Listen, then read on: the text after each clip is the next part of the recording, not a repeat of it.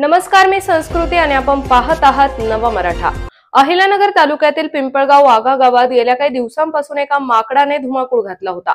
या माकडाने अनेक नागरिकांवर तसेच शाळकरी मुलांवर हल्ले केले, त्यामुळे गावात भीतीचे वातावरण निर्माण झाले होते। अखेर गावकऱ्यांनी वन विभागाला याची माहिती दिली आणि माकडाला पकडण्याची मागणी केली। वन विभागाच्या टीमने तात्काळ घटनास्थळी धाव घेतली आणि माकडाला पकडण्यासाठी रेस्क्यू ऑपरेशन सुरू केले। माकडाला पकडणे हे खूपच कठीण काम होते, मात्र वन विभागाने त्या माकडाला इंजेक्शन देऊन रेस्क्यू केले। मात्र अजब बाब म्हणजे या माकडाला एका कुत्र्याच्या पिल्लाचा लळा लागला होता। ते माकड त्या पिल्लाला सोडून कुठेही जात नव्हते, तसेच ते माकड या पिल्लाजवळ कोणालाही येऊ देत नव्हते। कुणी कुत्र्याच्या पिल्लाला खायला टाकायला जरी त्याच्याजवळ गेले की माकड त्या व्यक्तीवर हल्ला करायचे, तसेच त्या पिल्लाला आपल्या सोबत उचलून न्यायचे।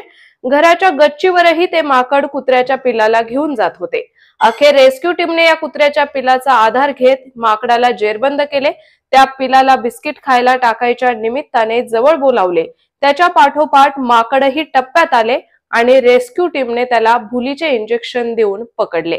मात्र त्यानंतर त्या माकडाला पिंजऱ्यात बंद करून सुरक्षित अधिवासात सोडण्यात आले। त्यामुळे गावकऱ्यांनी सुटकेचा श्वास घेतला। तर अशाच माहितीपूर्ण बातम्यांसाठी चॅनलला सबस्क्राइब नक्की करा।